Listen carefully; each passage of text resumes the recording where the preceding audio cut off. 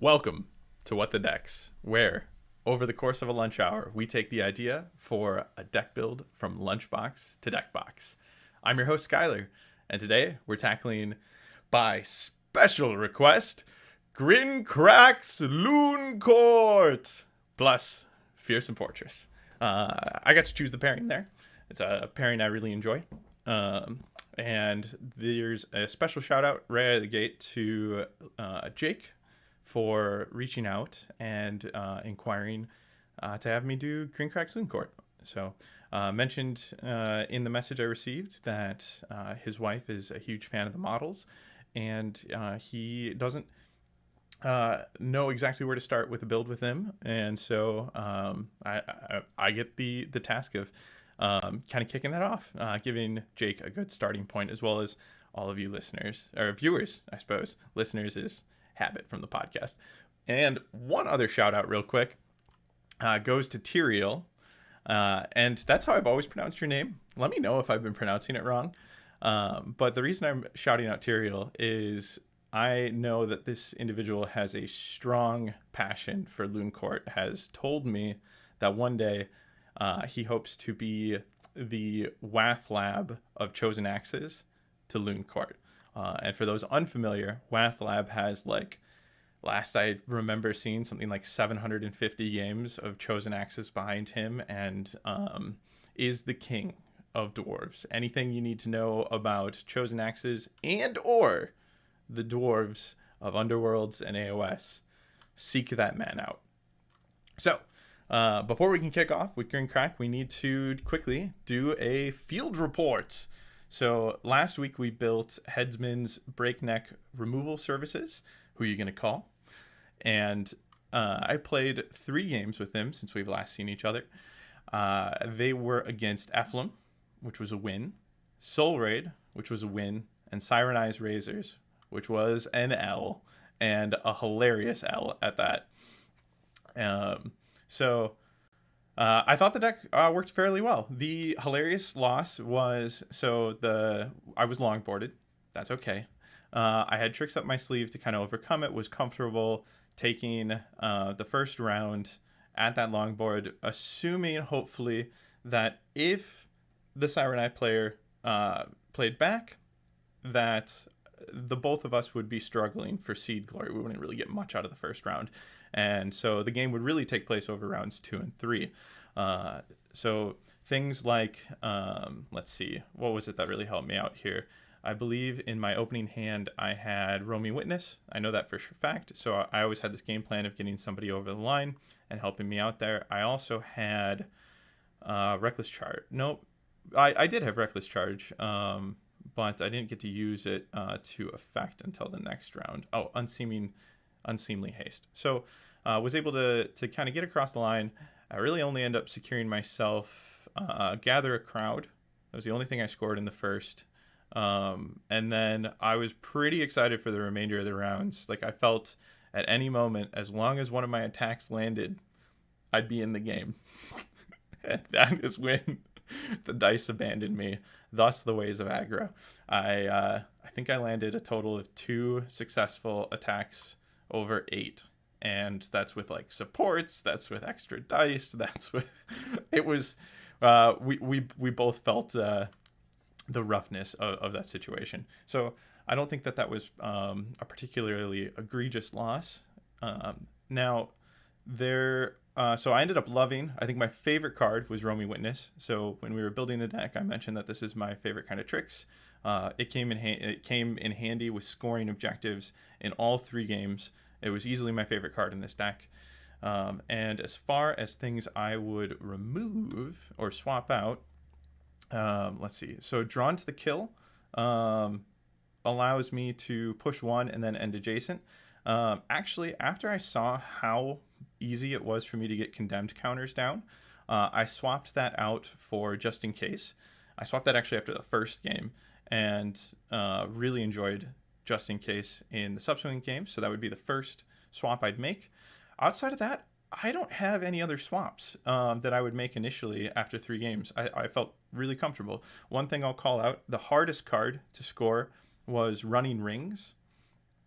So I was considering swapping it out, but it's going to stay. And here's why. So when given the choice between objectives that feel less reliable, I'd rather take 2 glory and just shoot for it, right? If I'm going to need stars to align for an objective, and I feel like we're looking at like an equivalent value of stars needing to align here, I'd rather take that risk for 2 instead of 1.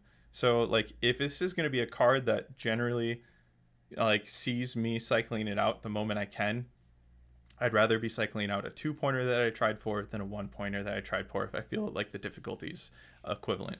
And I don't think the ask for running rings is terribly hard. You've got a lot of setup for it. You've got Hold Them Still that can just hand it to you if you go second.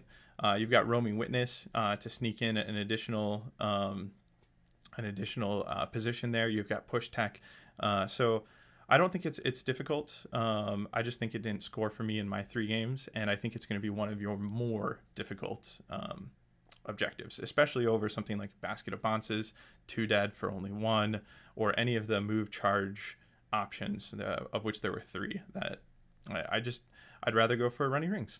So there we go. That's the field report on Headsmen's Breakneck removal services. I had a blast playing Headsman's Curse. I don't think it's going to be the end of me playing this deck. I think I'm going to keep it in the bag.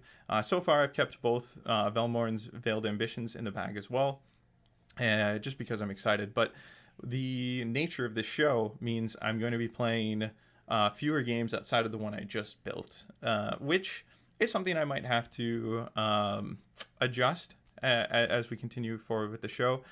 Initially, I really want to create a backlog of content here. So I'm committed to the games each week, but this is a show I want to evolve week to week. So I could always see myself switching it up and kind of making a different model where maybe I'm not sure. We won't go down that rabbit hole now, but maybe a different cadence, or maybe a couple episodes here and there that aren't strictly deck builds. Maybe one week we build a deck, maybe the next week we dive into somebody else's deck or a deck that I've built, and that gives me 2 weeks to play games with the deck I just built, and be able to report back a little bit. But I think the field report part is important because iterating is so big when it comes to deck building. That first deck build is rarely perfect. It's just your starting point. It's supposed to be your starting point. Once you get to the field, you're gonna have takeaways that are either specific to you or very generalistic, where you realize, oh, this doesn't quite work the way I thought it was. There's your generalistic one. I think that there's something better, or I don't like this. This doesn't fit my play style. I can see where this would be good, but it's not what I'm trying to accomplish, or it's not as reliable as I thought it would be. Iterating is so important with deck building. You want to make something and get out there and play. So the goal, of the show is mainly to help you have a good, strong footing on your way into that first game, and to help you be more comfortable with that deck building process. So, all right, without further ado, let's jump into the Looncourt, of which I guarantee you I've never built a deck for. Until their errata, I had barely played against them. So what is their errata? Let's go ahead and bring them up and get a good look at them. So let's refresh the data with the Looncourt here and grab them and our pairing Fearsome Fortress. Cool. And I'm just going to go ahead. So let's clear deck editor. That doesn't reset down here, does it? Okay, good. So we're just going to toss Arm Yourself up here simply so we can take a look at their fighter cards, their errata real quick together. So they have quite a bit of defensive capabilities available to them in their stat lines, especially with their errata. Grinkrak is going to allow people to inspire a lot more than ever before, and so they're going to get access to, I think these 2 are the only ones that don't get a bump up. They're going to get access to these 2 defense profiles. Huge, especially Skulko on that 2 shield profile. But you can change 2 dodge into something ferocious if you can get guard on there. Besides Anytime you can throw two or more dice in defense, but generally just at least getting to that 2, you have such a stronger chance of surviving an incoming attack. So pretty hardy little Grats?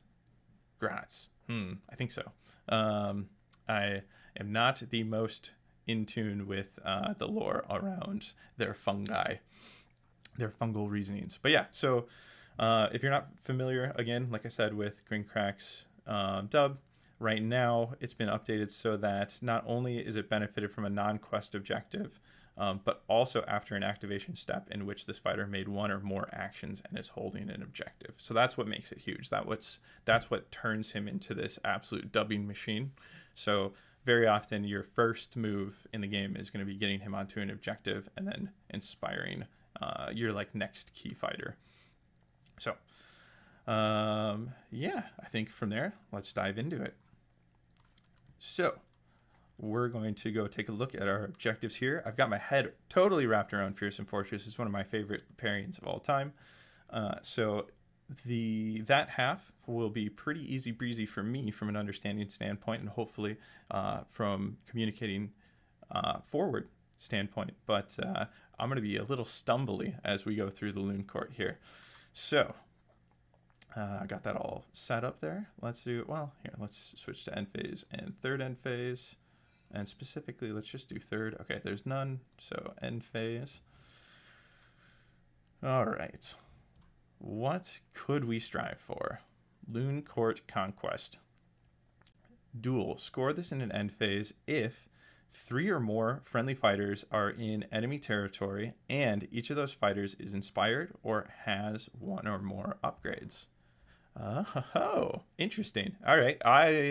It's our only, 3-pointer is a baseline. Conquer Domain is in here. We'll get to that, and that's going to be able to flex into potentially 3. But I think I like this.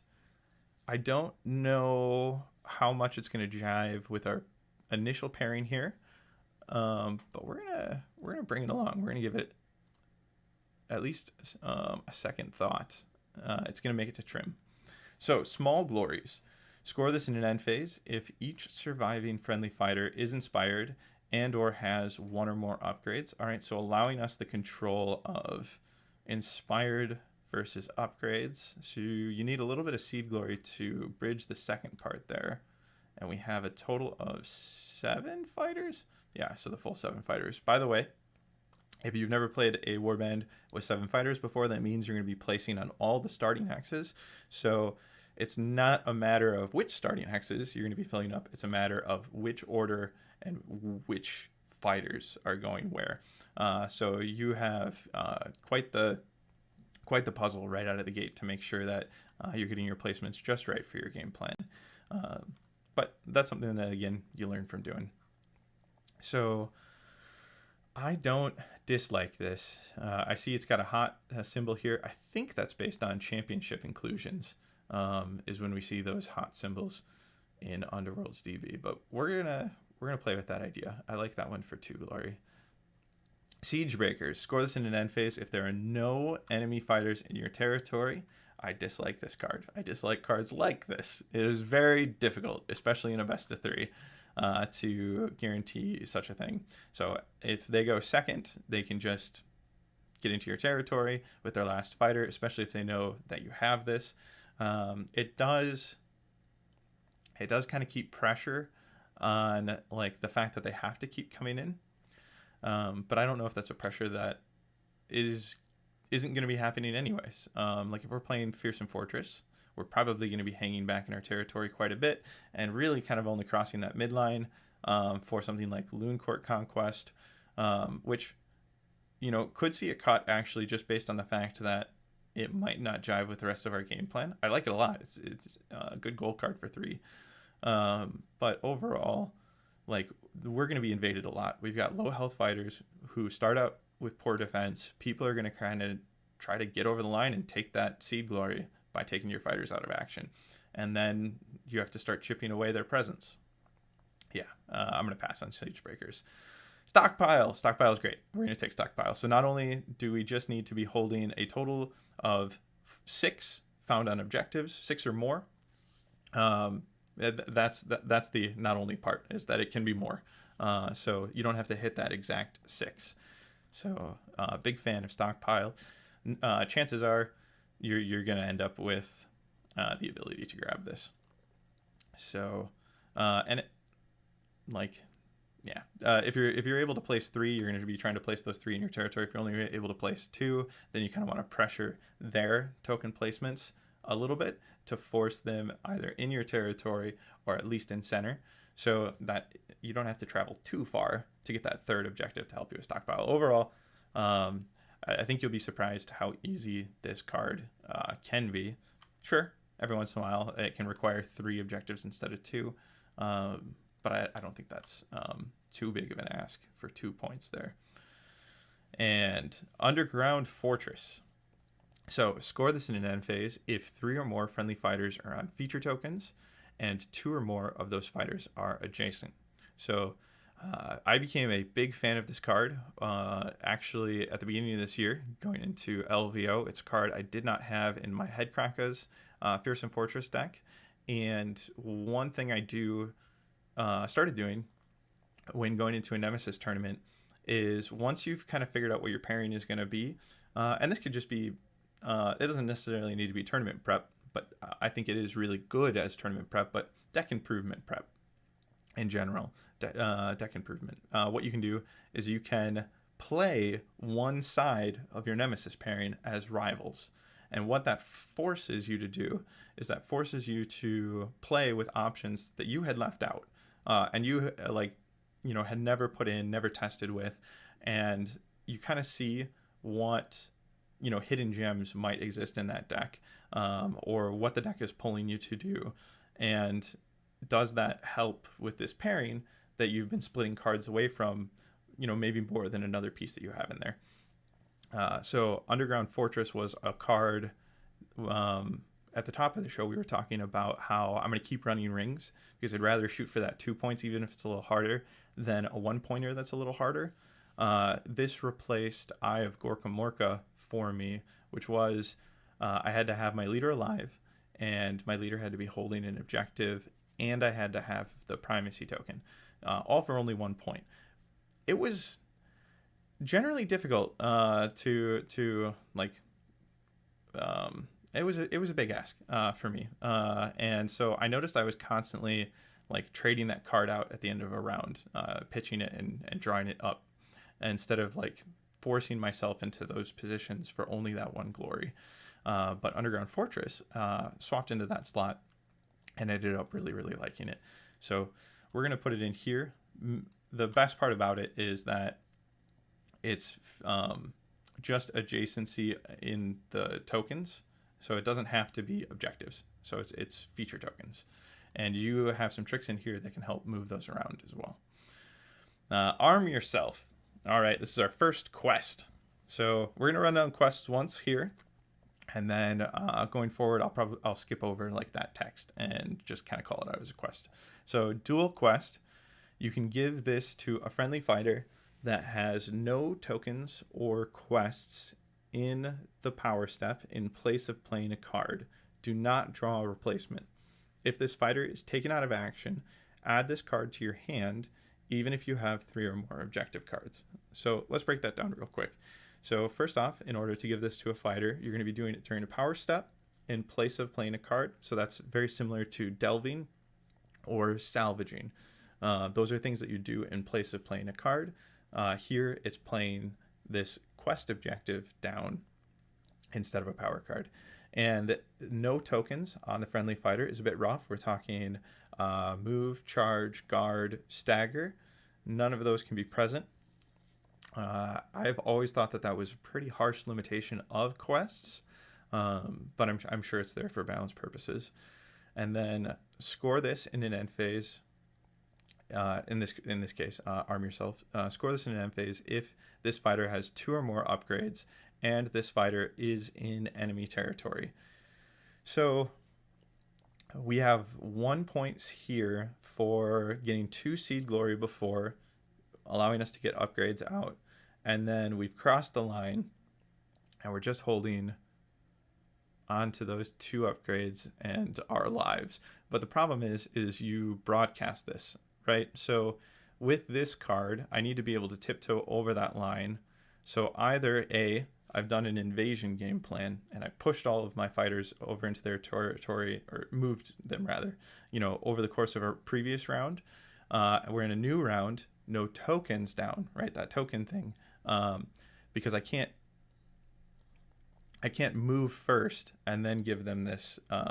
So either A, I have all of these options available to me from previous rounds that I could give this to going into scoring, or B, I've kind of had to have somebody tiptoe around the line of your territory, cross over no one's territory into theirs, all for only 1 glory.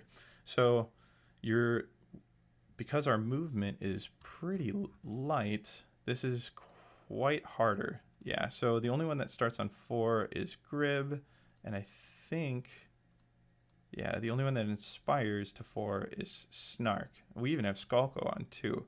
So you're using 3 movement from a position to get over the line into enemy territory, and then you have to have 2 seed glory to give that person upgrades.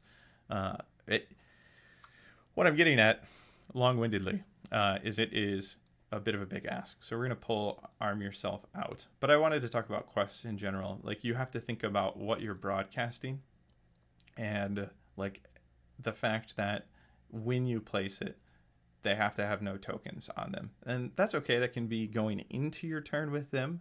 But in this case, I've had them in a risky spot, against the line, while I've been waiting for the opportunity, that last activation in a round, to toss this on them, the power step before, and run over that line. All right, moving on from Arm Yourself. Looncourt Scrag'em. So another quest. In this case, it is this fighter is adjacent to 2 or more fighters, and 1 or more of those fighters is a friendly fighter. For 1 point. I'm not sure how many tools we have available to us for pushes. So let's toss this in here, because at least it's not requiring any seed glory to get this going. We just need to be adjacent to 2 or more fighters. And actually, those could both be friendlies. It doesn't say anything about them having to be enemies. This might be doable. We might be bringing this along. All right, questing gets. Hybrid. Score this in an end phase if there are 3 or more quest cards in your scored objective pile. Okay, so this could pull us closer to bringing Arm Yourself if we feel this is something we want. Or your warband holds objectives 1 and 2. So we have a hybrid nature of it. How many quest cards are there? 1 and 2. Let's put that in for now. I don't think that's going to stay out. So quest 1, 2, 3, 4, 5. Ugh. Okay, if we would need 3 quests to score that part, then we would probably need to bring all 5 of these. And for only 1 point, we're not going to bring all 5 of these. And holding 1 and 2. All right, yeah, we're gonna unfortunately toss questing gets. All right, so that's ours. That is quest. Score this in an end phase if this fighter is holding an objective with the same number as the current round. Oh, yeah, that's fine. We can do that. Sweet. So 1, 2, or 3. Now, sometimes this can be really hard. Like, this is probably going to be the first card we trim, if we can. But let's see. Do we also... Oh, all of the other guys have the ability to inspire, I believe, when a quest is completed. So, yeah, you score this fighter's quest objective. So we can also use questing. You kind of have to think about it, and I guess I wasn't up until now. You can think about it with the fact that you're getting a glory and an inspire off of this. I think most of the time you're going to be relying heavily on your leader's inspire or mechanic, that dub, now that it's so good.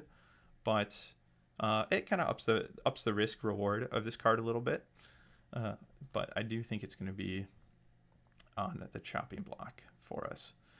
Conquer Domain, we're absolutely going to bring this. It's so gaining a glory for every feature token that we hold within one of no one's territory, which we've begun calling the fortress territory. So fortress territory, anytime I shorthand that, I just wanted to call that out. I mean within one of no one's territory, because it is no one's territory and then one within one on either side of it, right? So it's a band of like 3 hexes down the middle. And when you start the game, you get to, when you have the pairing of Fearsome Fortress, you get to place a feature token in fortress territory. So it can help with things like Conquer Domain. It can also help with things like Underground Fortress. It's one of the reasons why this was so won over by me when I was playing the Fort Krakas. All right, so Conquer Domain is definitely making it in. Proud Castellan. Don't know the pronunciation on that one. Score this in an end phase if your leader is on a feature token in your territory that is within 1 hex of no one's territory. Your leader's actually really hardy on 2 shield. We could always park him there on a cover and score this. He's going to be quite the target, but I'm not like afraid of Proud Castellan. With other leaders, especially if they are like absolute linchpins for your warband to work, then, or you need more mileage out of them, then I wouldn't bring Proud Castellan. This is forcing generally a fighter that is usually pretty key or usually has a lot to offer into a dangerous spot. So be careful when you take Proud Castellan. Pronunciation nailed. Raise the walls. 3 or more feature tokens are adjacent to 1 or more other feature tokens, and 3 or more of those tokens are within 1 hex of no one's territory. All right, so just real quick on this card, I think we're gonna leave it, but this can be either there's a couple different ways to like where the configurations work out for this, where you have like 2 feature tokens that are adjacent to each other and 2 feature tokens that are adjacent to each other, but not in full, and at least 3 of those are sitting in the center. Or this could be like a chain of 3. So there's other ways to like configure what it's asking of you from a feature token placement, but it still can be quite a bit of work, especially for or like 1 glory. So we're going to pass on that. How are we doing? We have 8 objectives. That's pretty healthy. We're going to have some comfortability there to trim down. Let's go take a look at our surges. Oh, you know what? I didn't have surges selected when I did that quest check. How many quest surges are there? Oh, 1, 2, 3, 4. So 9 total quests available. That's something we can keep in mind if we want to revisit questing gets. If we end up taking a bunch of these, that becomes more possible. So, all right. Oh my gosh, we have two glory options out of the gate. That's fantastic. Let's take a look at those. Looncourt Infestation. Score this immediately after an activation if there are more friendly fighters in another player's territory than there are that player's fighters in that territory. So you outnumber them in their territory and enemy territory, or your warband holds 1, 2, and 3. Surge speed is really nice, because if you're ever seeing the numbers tip over, you can always run somebody over there during your activation. Could even be a charge, potentially either driving somebody back into no one's and out of their own territory, or killing them and really swinging that number in either case. So I don't hate this. I feel like this is going to be hard, but if they're invading you and you want to take some time to jump over the line and outnumber them, I wonder about this one. All right. Pick on a get your own size surge quest. Score this immediately after this fighter's attack action that takes the target out of action if the target had a higher wounds characteristic than this fighter. Higher wounds characteristic than this fighter. So our wound pool, has our fighters at 3. So there's usually going to be somebody on the other side that has more wounds than this. Your base damage really, let's see, does somebody have Grievous?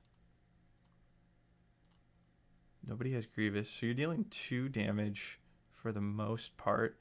So you're probably going to have to chip away targets anyways with 2 attacks.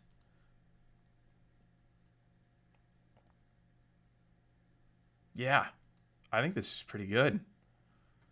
We're going to take that for 2 points. So you're probably going to have to set it up. You're going to have to, get 1 attack in on your target.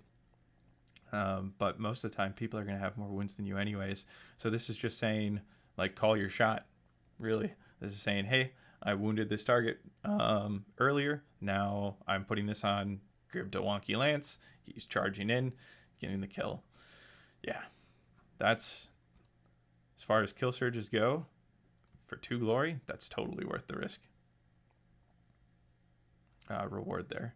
Surge, so meanest of them all. Score this immediately after a friendly leader's attack action that takes the target out of action.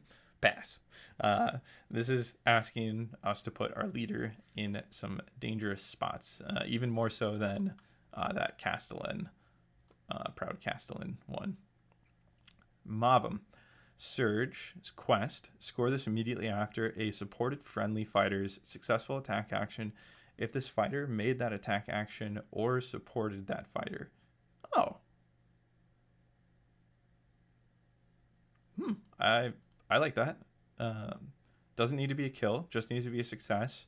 And you either supported or was supported. Yeah, I think that's pretty great. So far, the hardest thing about quests feels like the no tokens part. Like, you just really have to prep them ahead of anything that they might receive. So if you're playing against the Looncourt and you really don't want somebody to quest, you could always, and you're playing like Force of Frost or Toxic Terrors, you could always try to get a counter down on them. Oh, Grib also gets +1 damage on the charge. I think I missed that. Does he have impact? That's called, yeah, he's got impact. Perfect. Thank you. Good call out, Jake. Good to see you here, by the way. All right. Nah. So, Surge Quest. Score this immediately after an enemy fighter's attack action that targets this fighter and fails. I just love this card. This is so fun. Yes, they're going to know that you're taunting them, but isn't that the point? And, if that fighter dies, this last part can always trigger add this card to your hand, even if you have 3 or more objective cards. So you kind of just keep putting this out until, somebody misses a fighter that you're kind of trying to safeguard a little bit with this, right? Like, either you kill him or I score a point. And with the good defensive profiles here, you're gonna be messing with their head a bit. Like, do I go for it? That's 2 dice, and either on guard maybe, or 2 shields maybe. Ugh. I don't know. Am I just gonna score them? Am I gonna hate my life after I try to make this attack and fail? All right, run them down. Surge Quest. Score this immediately after this fighter's successful attack action made as part of a charge action. Oh, interesting. So you're only going to get, up to 3 shots at this throughout the course of the game. Because, well, I guess that's not true. Assuming that fighter doesn't die, which is also an interesting push-pull, right? You give this to somebody, you charge with them, and I decide, okay, here's a pretty safe target for me to wail on. Well, if I wail on them, then I give them run them down back, and I give them another shot at it. I think overall we like this. We're at least going to see if it fits from how many cards we can keep in here standpoint. Now, Bold Sortie and Earthworks are the hottest surges in Fearsome Fortress, both of them require you to start some sort of action on a feature token. So Earthworks, you're on a feature token and you receive a guard token, either through the guard action or through a card effect. So Earthworks, I like a lot. We're going to bring that. We could run up to one of those spots with, like, we could move with Grinkrak, dub somebody, go on guard, dub somebody. So that's available to us with Earthworks there. And then Bold Sortie. Score this immediately after an activation step in which a friendly fighter's charge action began on a feature token in your territory. So if we're positioning fighters onto feature tokens in our territory anyways for scoring purposes, then if we were able to push them on there, we can get this in the same round. But if we had to like move or charge them into those positions, then this is available for us in future rounds. But it's really great because it doesn't require a success. So you kind of get a consolation prize on that charge. Like, I made it from a feature token, therefore I'm at minimum getting a glory if I don't make this or land this attack. So often it can feel really good to score because it's like, I missed that charge. That's okay. Consolation prize. Bold Sortie. Impregnable Defenses. Score this immediately after an enemy fighter's failed attack action that targeted a friendly fighter on a feature token within 1 hex of no one's territory. So, that targeted friendly fighter on a feature token. Okay, so they can drive you off. That's okay. It doesn't require...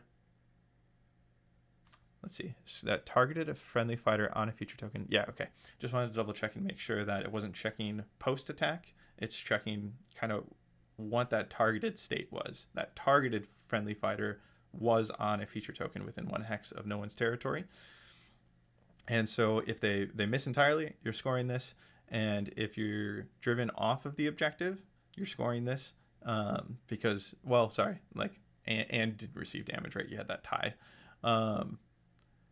I don't normally take this card because I normally don't have like really hardy defense profiles, but we do here, and this is kind of better than Na Na Na Na when you take away the fact that Na Na Na Na can also score or can also help inspire you. Actually, this does too, though. Yeah, this helps inspire you with the first part of dub, the pre-errata part of dub. Yeah, I think I like Impregnable Defenses more than Na Na Na Na Na. We're going to be in those positions anyways. And when we're in those positions, we're going to give ourselves those better defensive fighters in those spots, hopefully. Yeah, I think that might even win out over Na Na Na Na. We'll see. Lethal Defenses. Score this immediately after an enemy fighter is taken out of action within 1 hex of 1 or more feature tokens that are within 1 hex of no one's territory. So you have that Fearsome that fortress territory, band, and any tokens within it. If somebody is killed standing next to any of those tokens, that's within the band, so the fighter can actually be standing outside the band, then this scores. As far as kill surges go, not the worst, but I'm already feeling pretty comfortable with what we're bringing. And this is something I'd really only reach for if I was strained.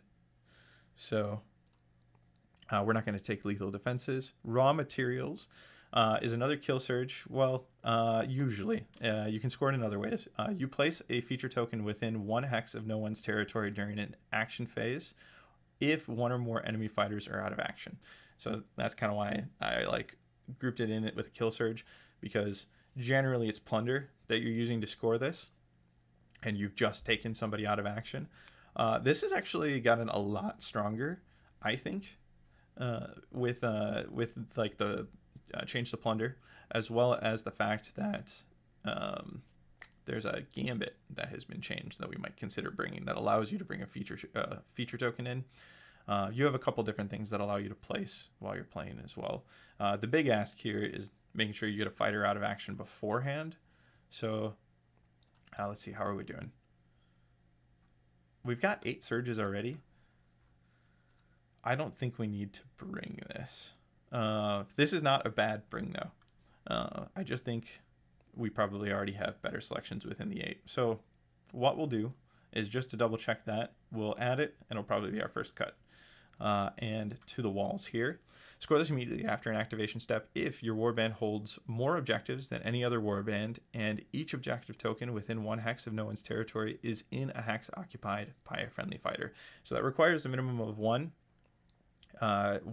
objective token being held within 1 of no one's territory. Oh, wait a minute. And each 1 hex of no one's territory is in a hot... Well, I suppose... Yeah. I don't think you could score this off of 0. I feel like I've seen discussion on that, and I can't remember where that discussion went. I'm pretty confident you would need at least 1 objective token to exist within no one's territory, and then you'd have to be on it, as well as then hold more.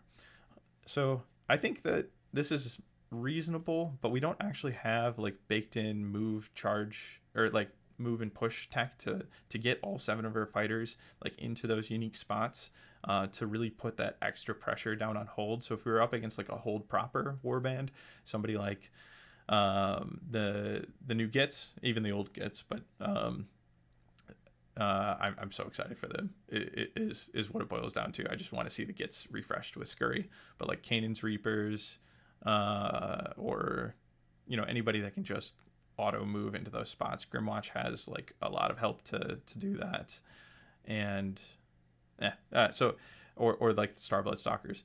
If you're up against a proper hold warband, they're just gonna like totally punish you on trying to handle this. So I think to the windows, nice. I think we're just going to pass on that. All right, so we've got our objective base built out here. Let's jump on to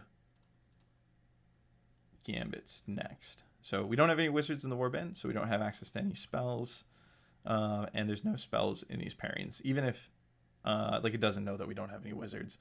So if there were spells available, they'd show up there, but we don't have the wizards, so we don't have to worry about it. All right. Bold Pylon. Choose up to 2 friendly fighters. Push each chosen fighter up to 2 hexes so that they are adjacent to the same enemy fighter. Oh, sweet. This can help us with that 1 surge that we saw. And this helps us get supports in general, as well as can help with positioning. Up to 2 friendly fighters. So super flexible. We can actually pick 1 friendly fighter here if we really only wanted to move 1. Yeah, this card's great. Push up to 2 fighters, up to 2 hexes. Yeah, take that every time. Enthusiastic Dumbing. Choose 1 friendly fighter adjacent to a friendly leader. Deal 1 damage to the chosen fighter. Then inspire that fighter. Now, if we were building this pre-errata, I would say that this card was probably super worth considering. 1 damage to these fighters is quite a bit because you're either taking them to vulnerable or you're taking them to, within 2 damage range, which most fighters can bring 2 damage in an attack. But it would be worth considering. In this case, I don't think it is. And Giddish Celerity. Is that how you pronounce it? I wanted to call it celery right out of the gate. Celerity. Choose 1 friendly fighter that has a quest card. +2 move to that fighter. This effect persists until the end of the phase or until you score that card. I don't hate that. We're not limited on like using the +2 move in a move only. We could have that move be part of a charge, or even a barge that exists. I don't know. Let's take +2 move and then let's look at how many quests we are really bringing to the game here. Giddish Ferocity. Choose 1 friendly fighter that has a quest card, so very similar. I like the consistent naming here. I bet the next one will be the same with Giddish Resilience. +1 dice to that fighter's range 1 and range 2 attack actions. This effect persists until the end of the phase or until you score that card. Wait, was there was range limitations on that? Yeah, range 1 and 2. Okay, so +1 dice if quested. And so Grib's probably going to be on 3 dice pretty quickly. He's going to be one of your first inspire targets. I guess Grib probably won't inspire until you've taken care of everybody else you need to. Let's see. We're throwing... So being able to throw an extra dice on him early before we get an inspire on him would be great. these, let's see. Snorbo is not really going to benefit from it because we would have to bring a weapon, and I don't think we, unless the Gits have their own range 1 to range 2 weapons, we really don't have options there. And then these two could benefit from an extra dice, but pretty much more so, like they're only dealing 1 damage, pretty much more so when they've inspired is when we really want that extra dice. Over here, Nags is kind of our weakest fighter in general. Poor Nags. He's not doing too much for us. He's a body. A dangle bro, as people say. So, Gittish Ferocity. We're going to pass on that. Like, +1 dice is usually really, really good. But we do have to have a quest in place, which means they have to not have a token on them before that quest comes down. And they've got... I don't know if they need it. So we're gonna hold off on that. Choose 1 friendly fighter that has a quest card, +1 defense to that fighter. This effect persists until the end of the phase or until you score that card. Wow. Okay. Yeah. I think I'm on board with trying this out. Like, this feels stronger to me. Instead of taking +1 dice there.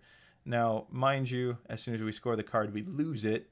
But we could use this to get us to 2 defense and not rely on a dubbing to get them to that 2 defense, and then hope that they do complete their quest, they score into that 2 defense, and then this drops. So I think that's really good.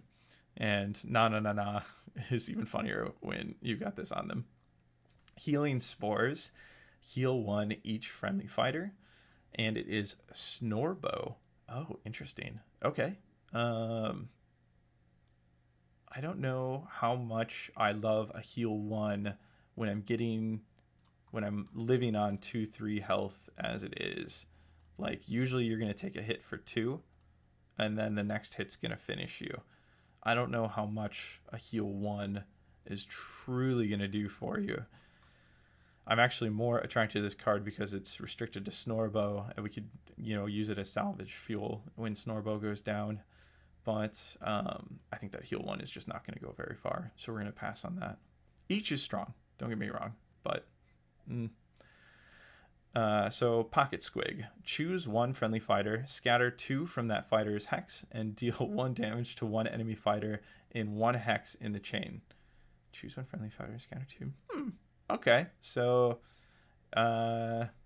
sure. Pocket Sand. That's fun. So at least we get to roll 2 dice. You're gonna point hammers towards your target. You're gonna roll 2 dice. You're gonna hope for hammers. That's how that's gonna go down, and then that gives you a 1/3 chance on each dice to land a damage on the enemy next to you. We're not against free damage here, so, but its unreliability could see it cut. Sound the charge.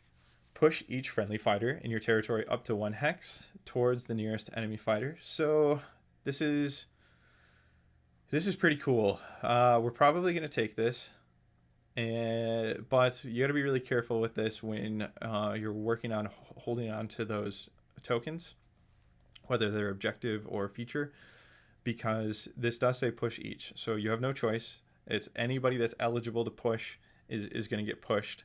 And so you're probably commonly going to get pulled off of like positions you've already made work for yourself with this card. So let's put it in here, see what our push looks like. Because where this would be strongest is if you draw this in your opening hand and you have a bunch of fighters set up behind the tokens that you want them to land on, and you say, yeah, they're all going to push 1 closer to the nearest enemy after the first power step. That's probably going to push all of your fighters into positions that you want to be holding. And so this could be, worth 2, 3, 4 activations if you're able to get on that many feature tokens all in 1 push.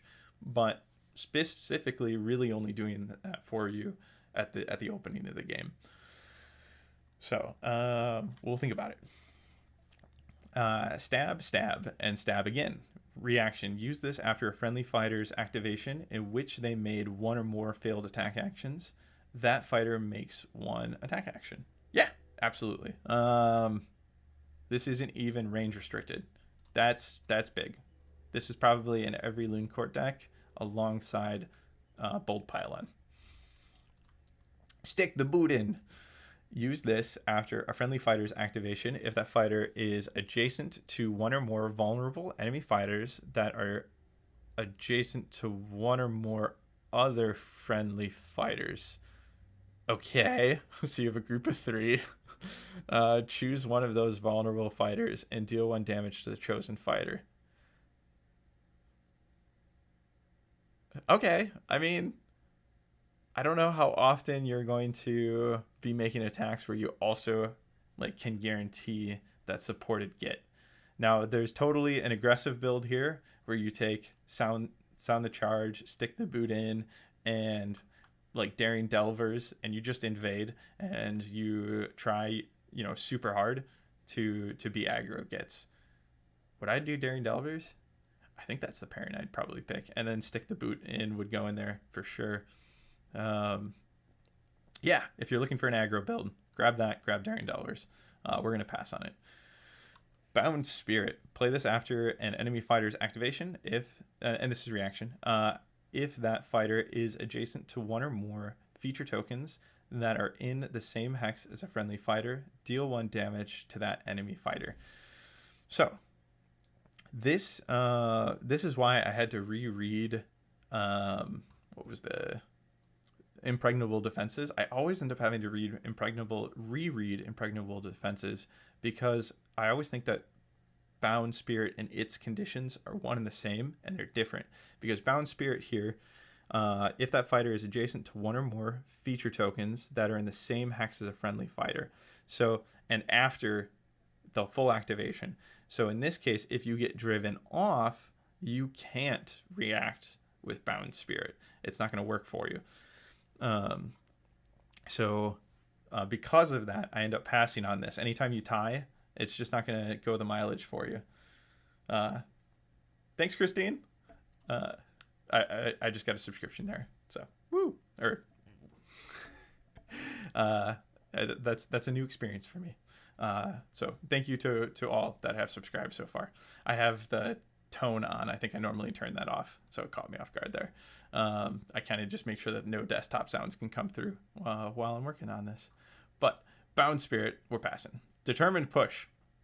Reaction. Play this after a friendly fighter's attack action.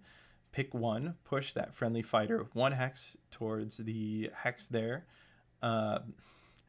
Reading is hard. Pick 1. Push that friendly fighter 1 hex towards the hex their target occupied during the declare attack action step, or 1 hex towards the nearest feature token.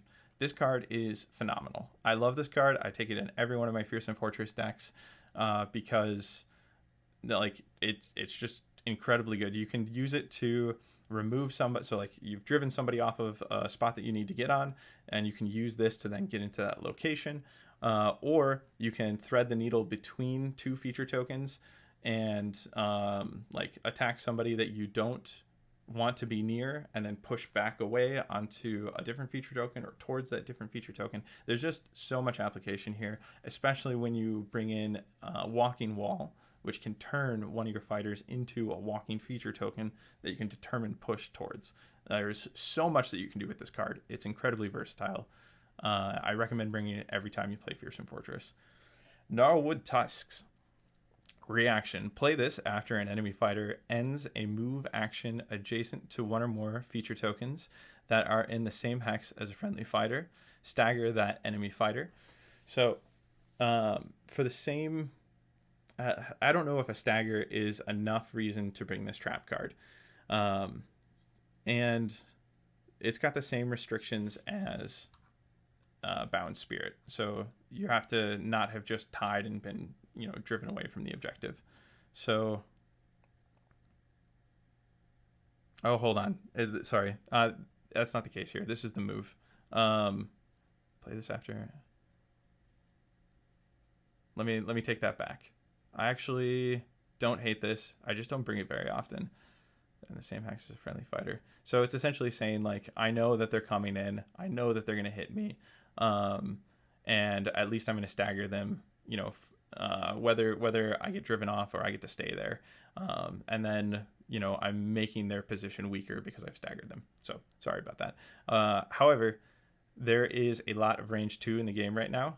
And I think you'll be frustrated anytime somebody comes up with you with a range 2 or range 3 attack and pulls you off in that fashion.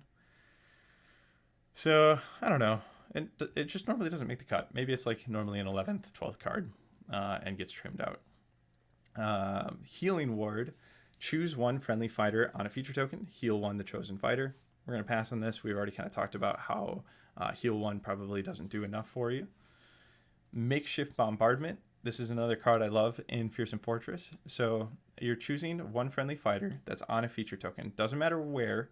That particular fighter doesn't need to be in Fearsome, or if I started tripping over our own term, Fortress territory. So you don't need to worry about where they are, just that they're on a feature token. It could just be that they have Walking Wall on them. And choose one enemy fighter visible to that friendly fighter and within 3 hexes of that friendly fighter. Pick one, stagger the chosen enemy fighter, or push the chosen enemy fighter 1 hex away from the chosen friendly fighter. So this is something I like so much more than Gnarlwood Tusks, right? Like, sure, you're getting the surprise stagger out with Gnarlwood Tusks and like that reaction timing, but we don't have anything that scores off of multiple reactions going off. We could just wait till power and then do this anyways, right? Like, chances are you're gonna have somebody within range 3 that can cover something that Gnarlwood Tusks would have offered you. So you can still grab that stagger if you want, but more importantly, you can push them away, and that has so many applications. So versatility on this card, really high, and one I pretty much always bring.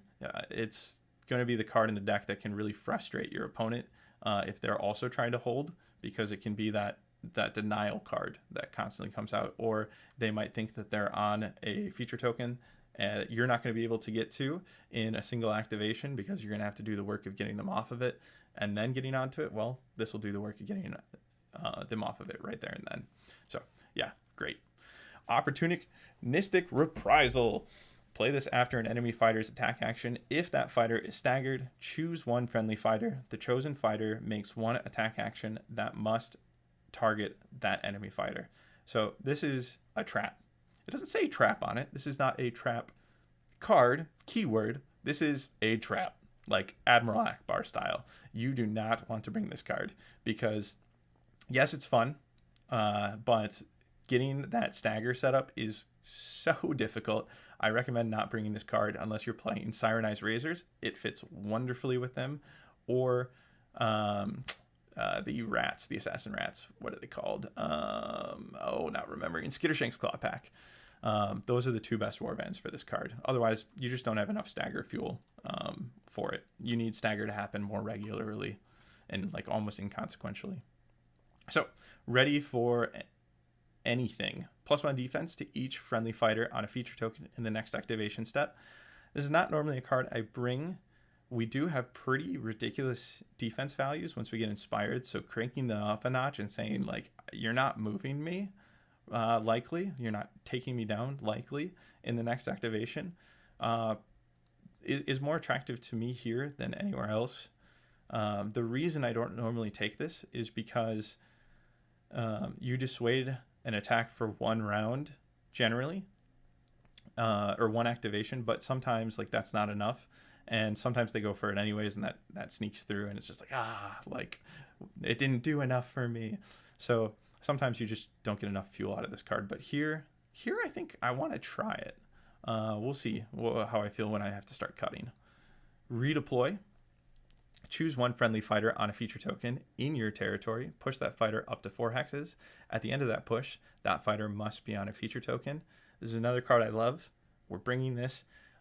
What it can really do for us here is we can have a fighter that we want to keep safe for use later. Maybe we want to like super ambush somebody with a like really long charge from, let's go up, maybe we really want to ambush somebody with a really long charge from Grib.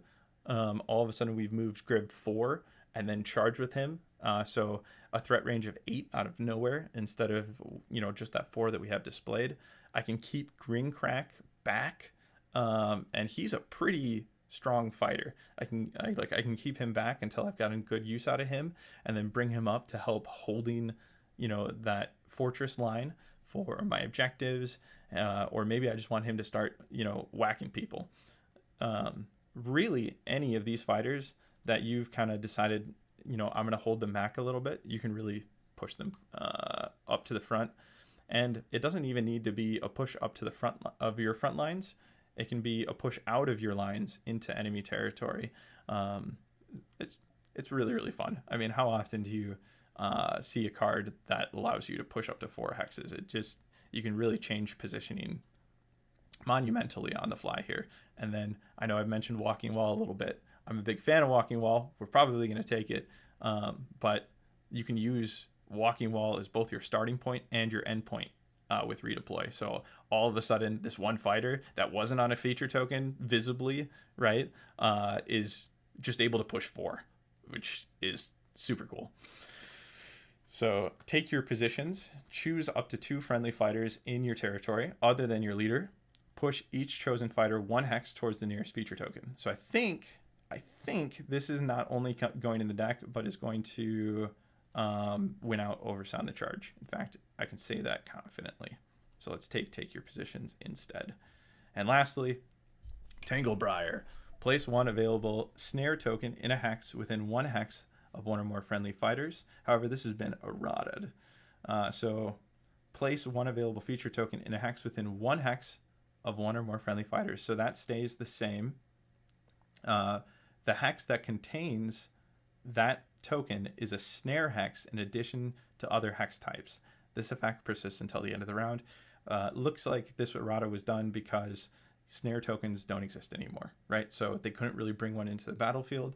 So this card became useless, but now it's been errated. You can bring any available feature token in, and then it's just gaining snare alongside it. So when we were talking about the raw materials card, like Tanglebriar, take one of their fighters out of action, then just play Tanglebriar, and boom, you've scored raw materials in that moment. And you can also use this to get an additional Conquered Domain token in play, or help you out with Underground Fortress. This has quite a bit of applications. It ends up often being that 11th card that doesn't make it into my deck, but we're going to explore it as a consideration here.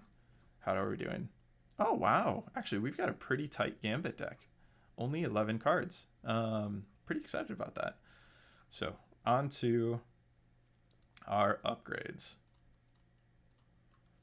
Now, I don't remember if they have upgrades that are based on questing. Let's check. Ooh, I can spell. So, quests end after you score a friendly fighter's quest card. If this card is in your hand, give this upgrade to that friendly fighter, +1 wounds. This is pretty great in general. I think we want this card. So not only is it just +1 wounds, which can help with our survivability, but the fact that we can quest into it is pretty cool. And then Leg Biter. Give the target 1 move token. Let me start with the attack profile here. So we're dealing 2 damage on 2 hammers, and it comes with a critical ability of Hamstring. So if we get that crit in the attack, we get to give a move token to our target. So that's pretty big. And then we can also quest this one out. Excuse me.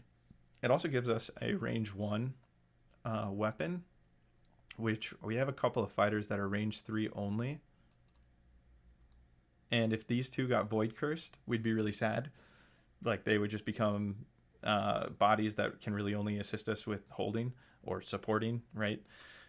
Positioning in general. So Leg Biter can help us make sure that we have a weapon in our void curse matchups. And although that doesn't need to completely control your choices, it's definitely something to consider. So those are both making it into our considerations at the very least. And let's go down the line. This fighter's range 1 attack actions have cleave. This is despicable CAD. In addition, fighters supported by this fighter are considered to have 1 additional supporting fighter. Ooh. I think I like this quite a bit. So cleave is pretty valuable. What are we looking at for natural cleave and ensnare modifiers in here? We've got cleave on Snorbo. Just on Snorbo, no ensnare.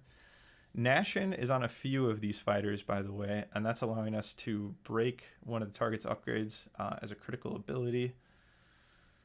Skulko is really only able to use this awesome range 3 attack once per round. But it can go up to range 4. Okay, so Despicable CAD, range 1 only. Are we all doing range 1 outside of Grib and our archers?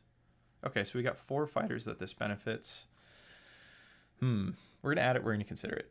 Cleave is nice. I wouldn't be taking this card alone if all it was benefiting us was cleave, but the support thing is what's kind of pulling me towards considering it even more so. So Drowned Trodden Squire reaction. After this fighter's move action, choose 1 friendly fighter that was adjacent to this fighter at the start of the action. Push that fighter by the shortest distance so that it is adjacent to this fighter. Oh, wow. It was adjacent. After this fighter's move action.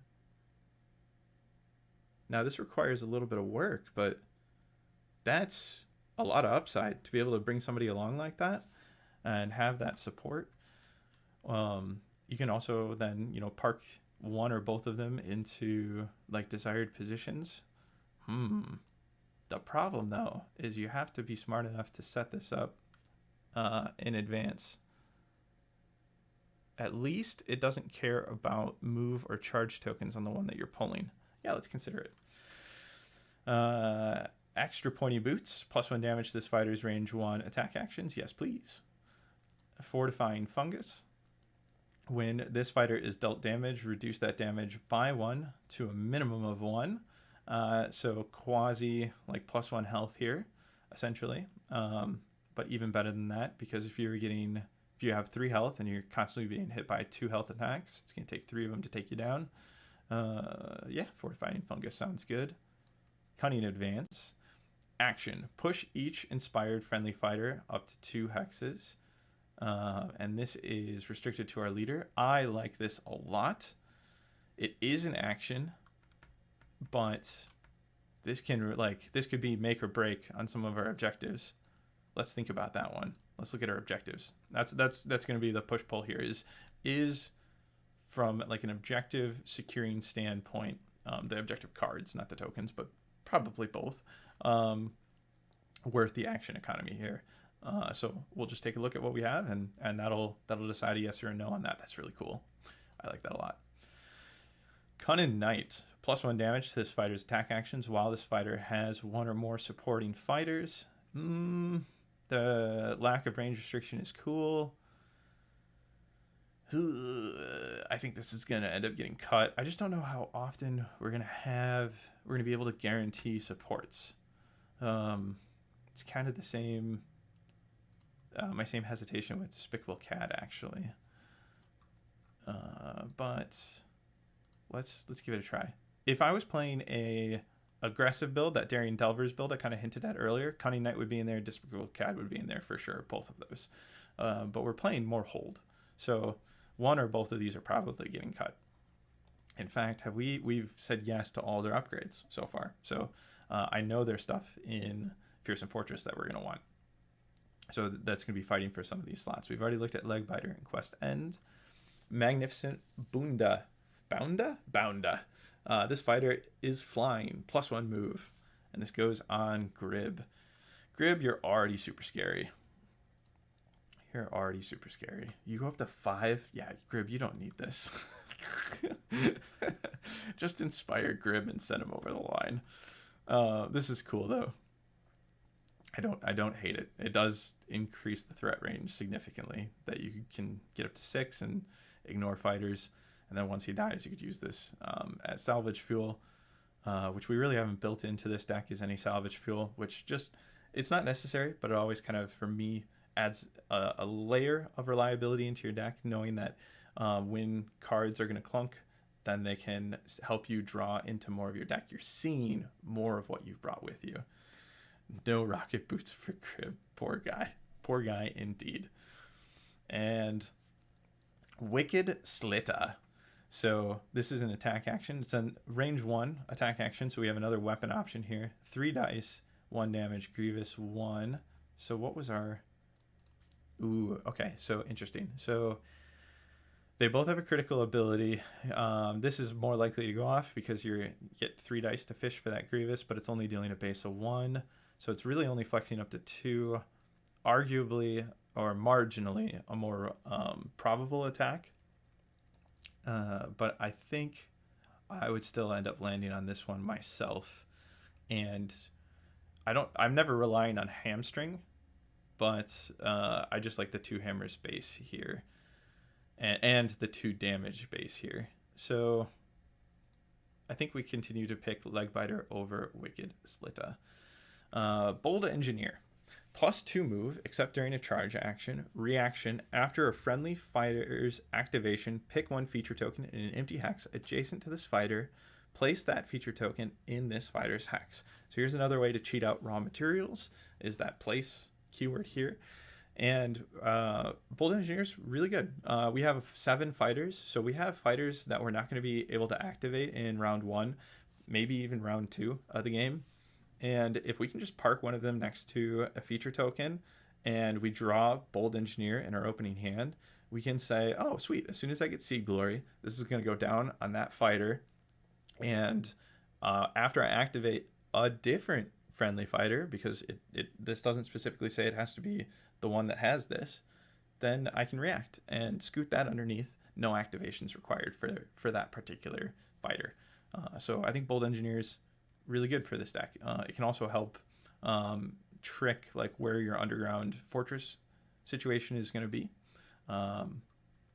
So let's bring that along. Defensive charges. Reaction. After this fighter's activation, stagger each enemy fighter adjacent to 1 or more feature tokens that are in the same hex as a friendly fighter. Then break this card.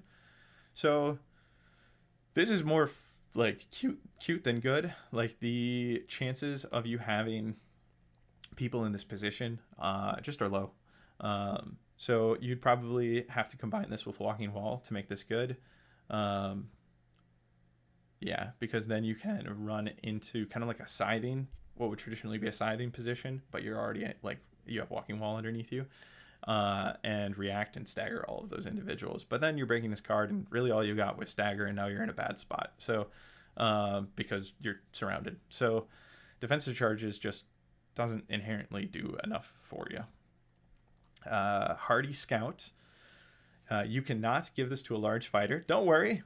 We don't have any. +1 move and +1 wounds while this fighter is not in your territory. This would be a card I'd absolutely bring on a Daring Delver's aggro build.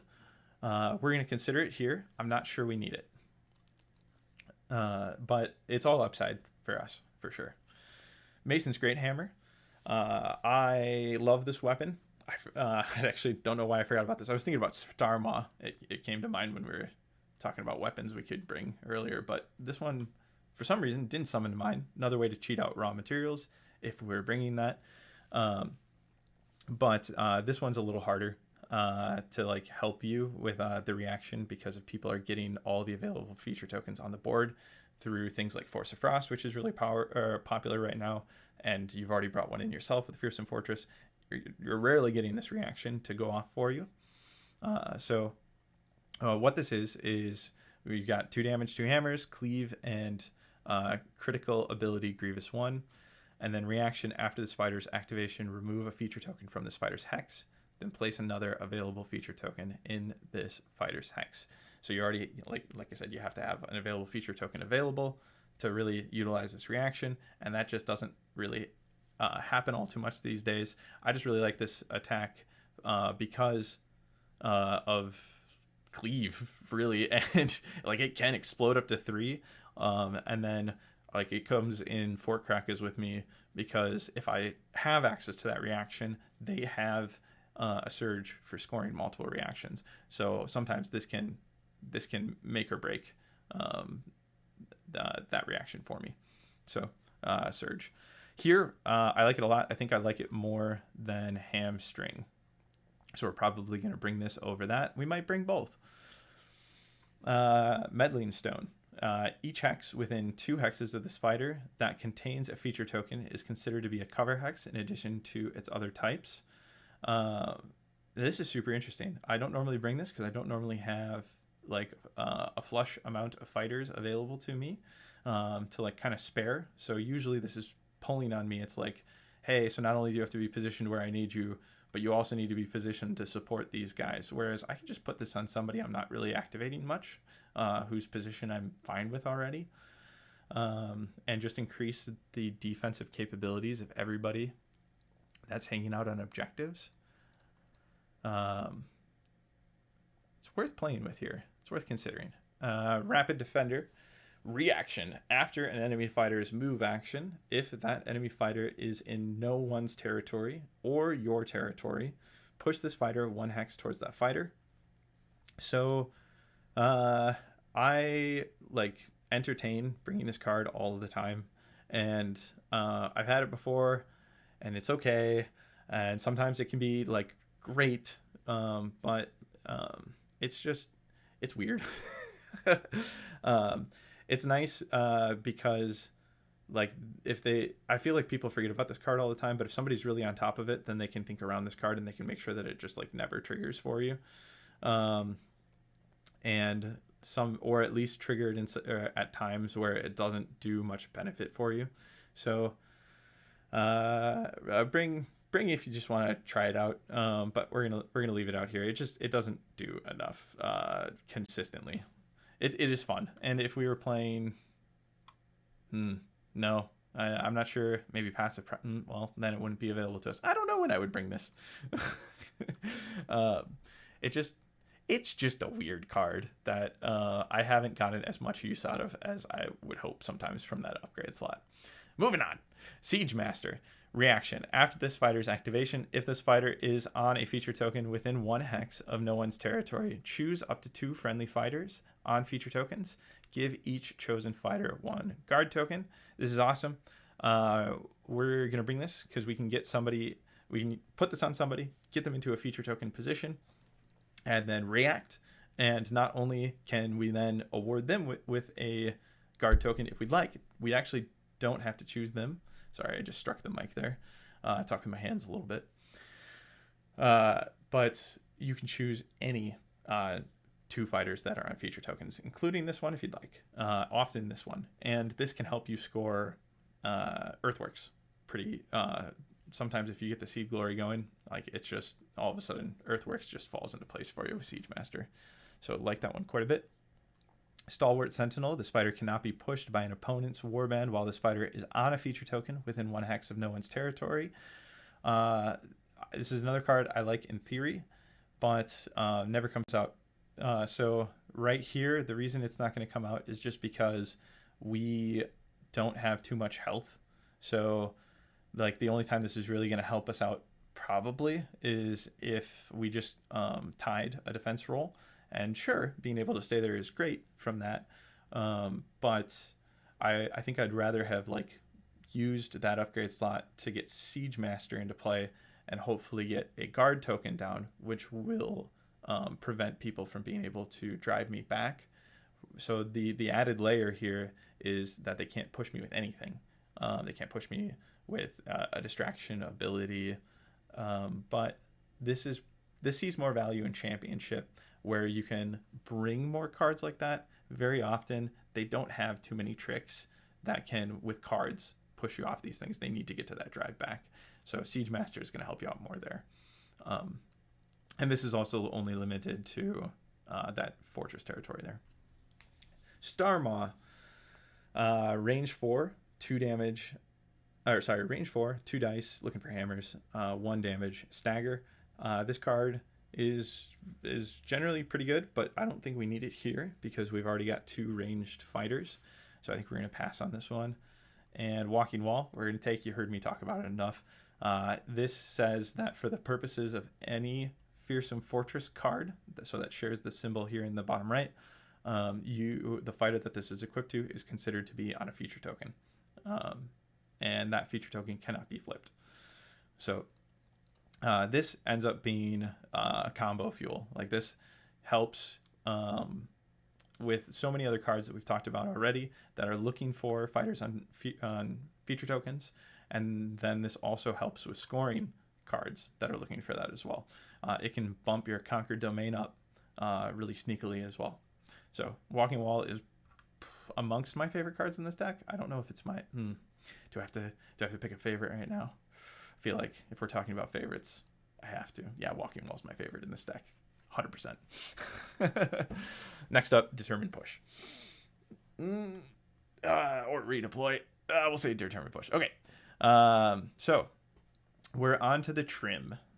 We have a fairly reasonable pool here. We don't have we don't have overload here. We don't have to tackle too many hard decisions, I don't think. Like, Gambits should be pretty easy. We're only trimming out 1. Upgrades might have a little bit of struggle. And then objectives, we just want to make sure that they're cohesive with each other. So how many quests did we end up with? We ended up with 1, 2, 3, 4, 5, 6 quests in our considerations pool.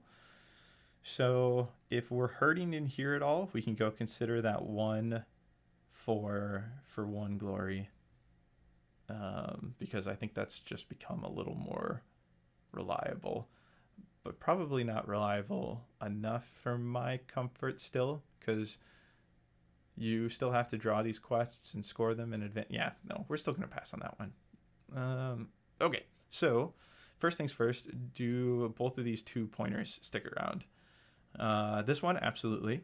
So we just need to kill somebody who has higher wounds characteristic, which is going to be pretty common. Be careful with that +1 wound if we take it in our upgrades. And Looncourt Infestation. There are more friendly fighters in another player's territory than there are that player's fighters in that territory. Or your horror event holds 1, 2, and 3. 1, 2, and 3, this is like, if this ever is the way that you score this, you probably like fell into it happily. I don't know. We might actually trade this one out just because no matter how you slice it, it's asking for positioning that could be putting you off like cohesively from the rest of our game plan, right? This is pulling you into enemy territory, and this is pulling you but it could be so easy, right? Like if they invade you and they've got pretty much everybody across the line, you just got to tip 1 guy over. It's not going to happen until 2nd, 3rd rounds probably. If I was bringing an aggro deck, this would be in there 100%, but I think we're going to cut it. Let's cut it.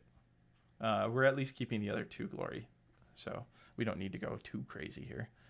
And I'm just going to grab a drink real quick.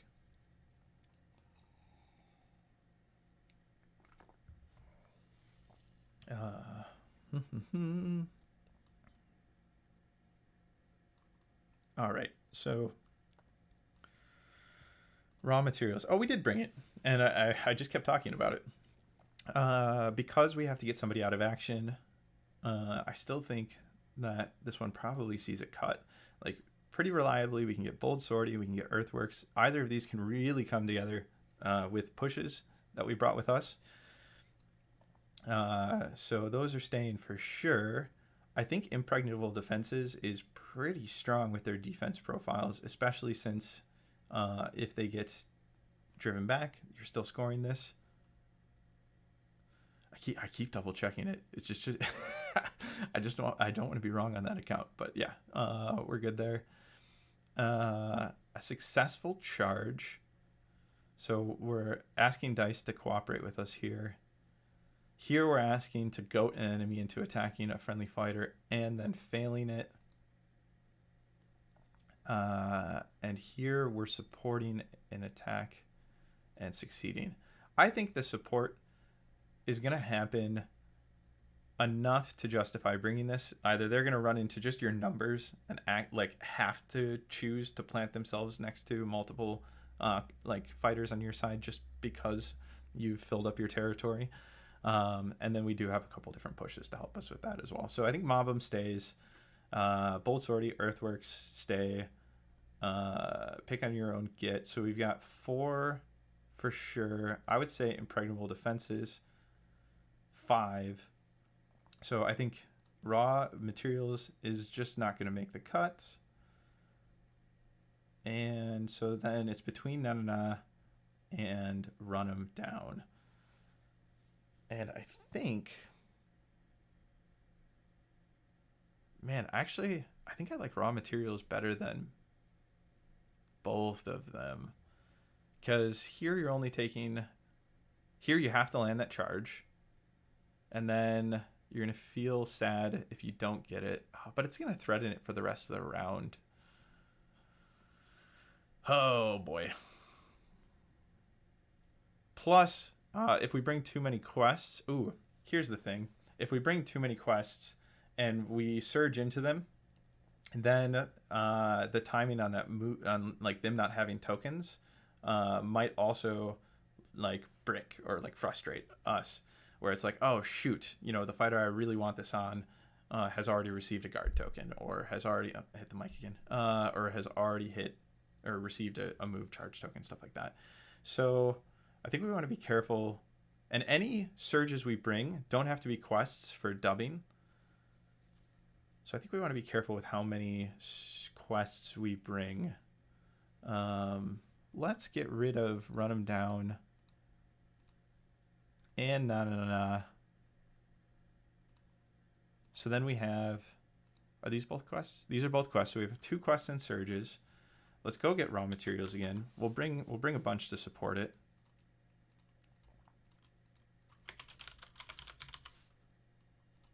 So you do have to get 1 kill.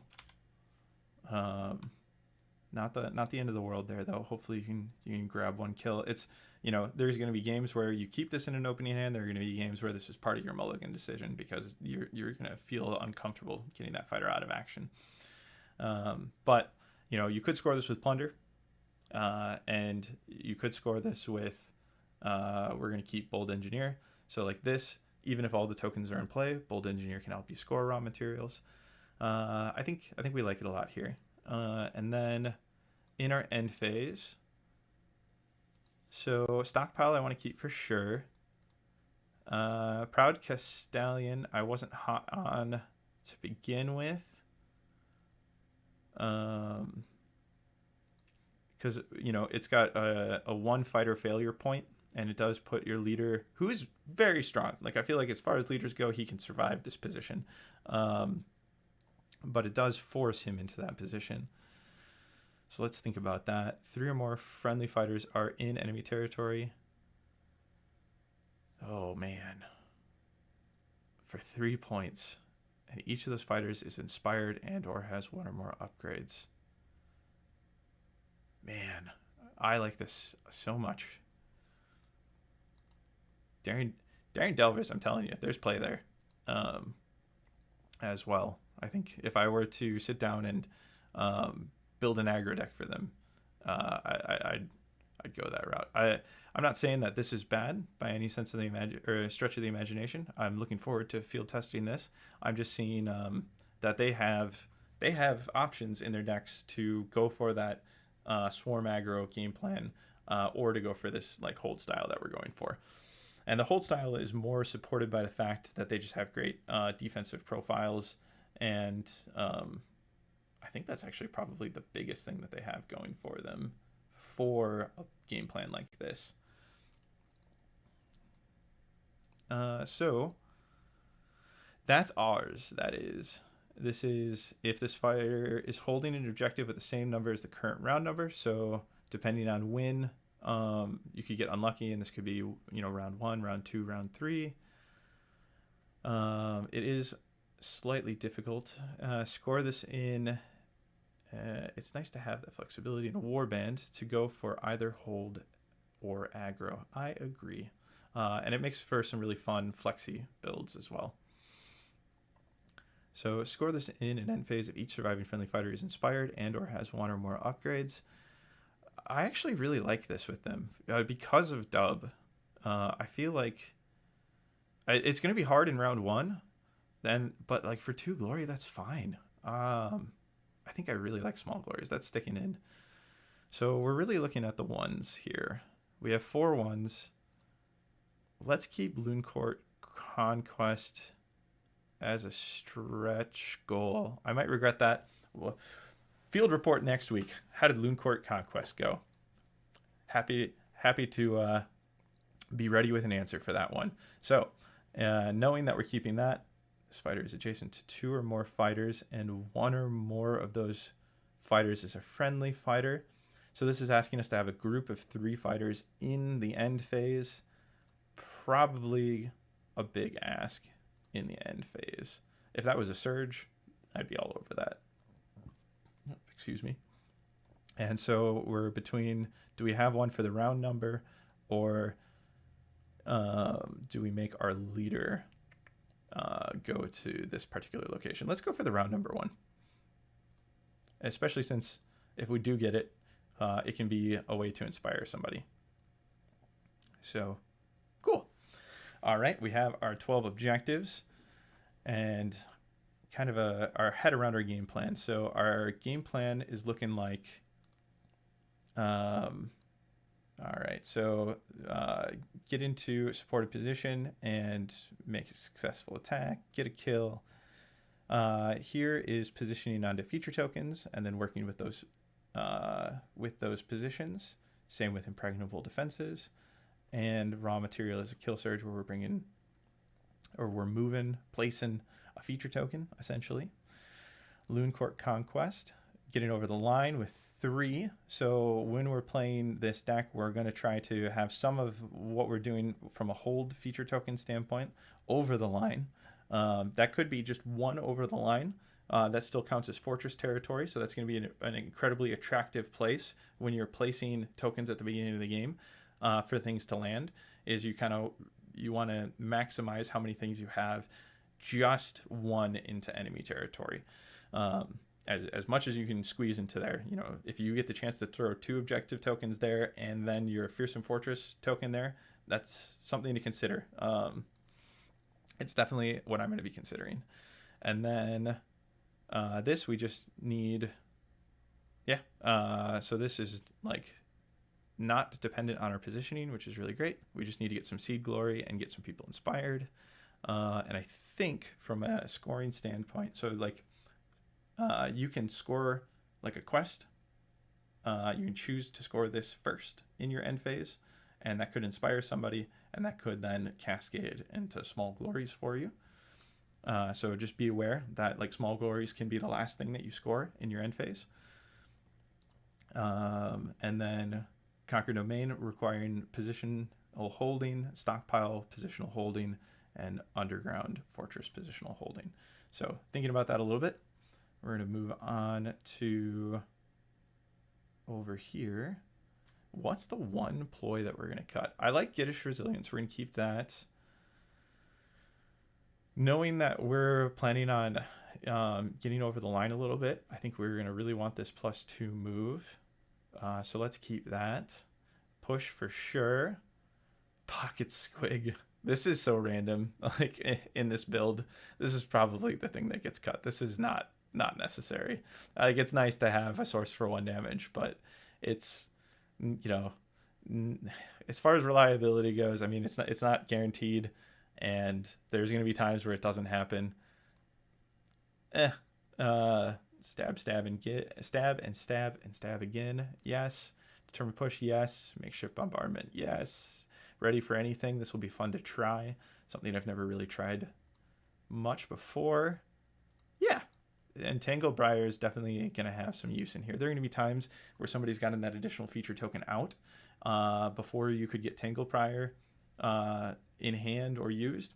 And that's fine. That's going to happen. But in that case, you have this dead card you're going to get rid of. But I think what this can do for you, like in your objectives, outweighs the chances of that card being dead. And if you're up against like Force of Frost or even Daring Delvers, like the fact that you're controlling that this token is going down, you can prevent them from like using that to their own advantage for their own game plan. For specifically Force of Frost, I think there's a few things where they have to place a like feature token down tied to the ability. So, or at least it's improved.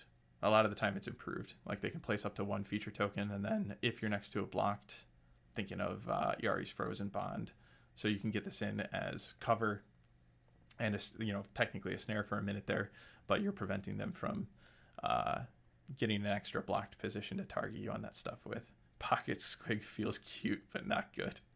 I would agree, Jake. I would agree. So that's the cut. And upgrades. All right, so this is probably going to be I think objectives was had some fairly pressing choices there. I think we'll have a pressing choice or two in here as well. I think we've kind of already talked about how I thought Despicable Cad would go. That's definitely first on the chopping block here. This could help a lot with Looncourt's Conquest. So I think this is going to hang out. Again, you have to like be mindful of getting into a position to make it go off.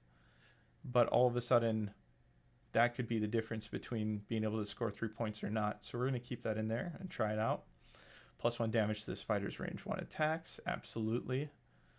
When this fighter is dealt damage, reduce it for 100%. Cunning Knight. This is the +1 damage if there's a support present. I don't know how often we're going to have that support present. I think this is on the chopping block. We're going to cut Despicable Cad right out of the gate. Cunning Knight, you're next up. Your time is short-lived.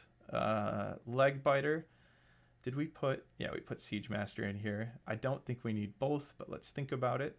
This is up on the chopping block next to Cunning Knight. Quest End, +1 wound, and one that can just come in, without... Oh, you know what? This helps a lot with... If this card can give this upgrade to that friendly fighter. Oh, no, it doesn't. I was going to say this helps a lot with something like Small Glories or Looncourt Conquest. But if they were able to just score a quest card that was on them, then they don't need the upgrade, right? Somebody else actually needs the upgrade in that case. But I think this comes in. Funny enough, you might be giving this more to people that, like, you might ignore this reaction and say, you know what? Cool. I just got that quest glory. I'm going to use that quest glory instead to give this to somebody else so that you're meeting Small Glories in Looncourt Conquest. But the option there is nice. Bold Engineer, we need that for our game plans, especially raw material. Hardy Scout, I think we like this quite a bit, especially since we're sending people over the line. Melding Stone. This one's so weird. This is probably on the cutting block, especially over something like Siege Master, Walking Wall, and Cunning Advance. You know what? This wasn't as pressing as I thought it was. Here's what's happening. Cunning Knight, gone. Leg Biter, gone. And just double checking. Yeah, Melding Stone, gone. I think I'm going to take that card with me, put it in as an 11th card in my deck. This is something I'll do sometimes. I'll let my opponent know. I might even put a sticky note in there. Draw one, right? So let my opponent know, hey, when you see this card, I just wanted to think about it. I didn't actually bring it with me to play with. This card is, I want it to come up in a hand, be something I go, oh, that would have been interesting if that was here. Would that have worked? Would that not have? It helps. I only do this with like one card at a time. It would get confusing if you did this with more cards. But when you're like, I really don't know about this card, and you don't want to slot it in and try it, but you want to think about it, it is that 11th card. This is a good way to give yourself a chance to think about it in the moment. So, channeling last week's Headsman's deck with his enthusiastic chopping. and be gone. Chop, chop. Absolutely. So Breakneck Removal Services taking these upgrades straight out of here. We have the deck. We ran long today. I think that's partly because I've been running myself ragged, to be frank. I am so tired. So that's okay. Been burning the midnight oil. So I look forward to being able to share some of the cool stuff that I've been working on.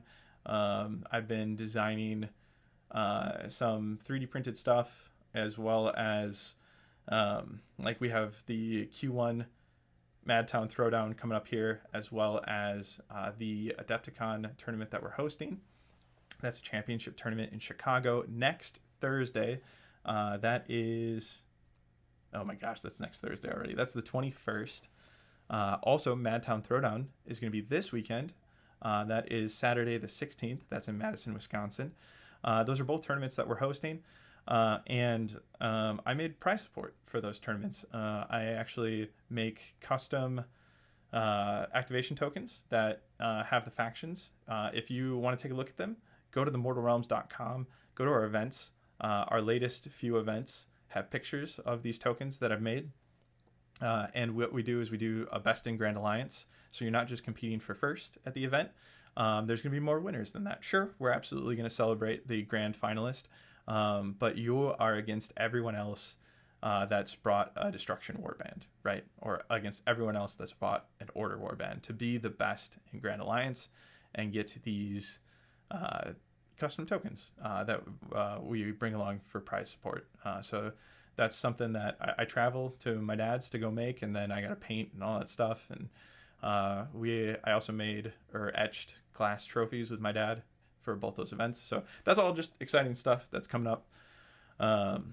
And we, on topic here, have one final task that we must complete. We need a good name. Now, the obvious choice here is to call this something Looncourt. And I probably can't resist, because I think the idea of Looncourt really summons like making it out of blankets and and pillows and just being the looniest characters as possible and absolutely enjoying our mushroom party and pretending like we are the best questers. So Looncourt's got to make it in here. And if this is going to be the bestest ever Looncourt, I think we need to name it appropriately. Maybe the Gittest